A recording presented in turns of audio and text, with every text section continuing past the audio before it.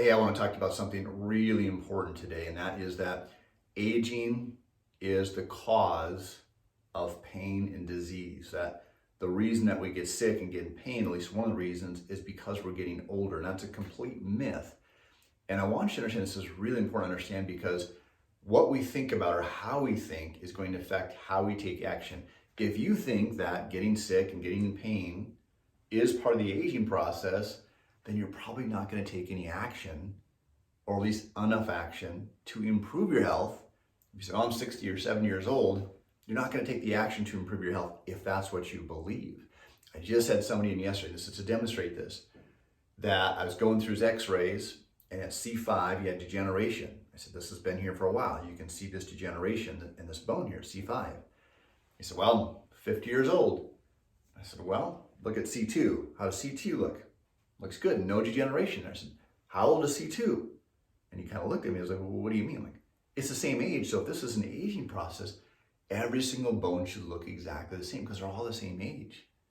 And I've never seen that in my career. I've never seen a uniformly degenerated spine. Or somebody says, well, I got knee pain, but that's just because I'm 50 years old or 60 years old. I said, well, do you have pain in your right knee? He says, no. And I said, well, how old is your right knee? He kind of looked at me funny and said, it's the same age as your left knee. Now, it might have begun to get an injury 10 years ago, and because it wasn't corrected properly and there's still a misalignment there, it's had 10 years of abnormal wear and tear. Now it's starting to show up. So things can show up with age, but it's not just because we're getting older. Just as you can see somebody that's 70 years old and they look great and they look young and spry, and you can look at somebody 70 years old and they look like they're 90. It's not because of their chronological age. We're all going to get older, but it does mean we have to lose our health. So I want to talk about a few things that you can do to start to slow down that aging process. So number one is take care of your spine like your life depends on it, because it does.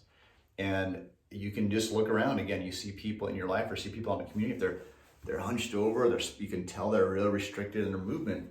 They're not healthy. They're not having a good quality of life. So getting your chiropractic adjustments, number one. From a physical standpoint, remember, your brain controls what? It controls everything. And this is why a spinal cord injury is so dangerous.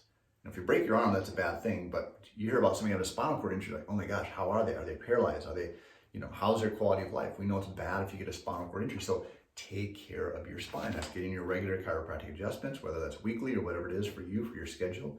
Doing your daily spinal rehab, getting movement in, avoiding sitting too long or being sedentary too long. So take care of your spine.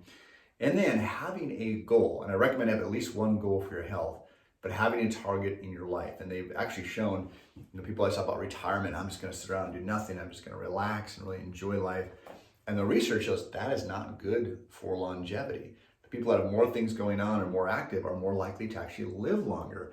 So we need some of that positive stress to actually keep us going. And if you think about the opposite of that, if we have fear or stress of getting run over by a car, we're going to be more cautious walking across the street. Well, if we have a target, a positive target in our life, we're going to be more active towards it. So have something worthwhile in your life that you're working toward. And that could be anything. It could be volunteer. It doesn't even have to be a job, of course.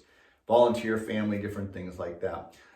Movement, I kind of touched on. You've got to keep moving.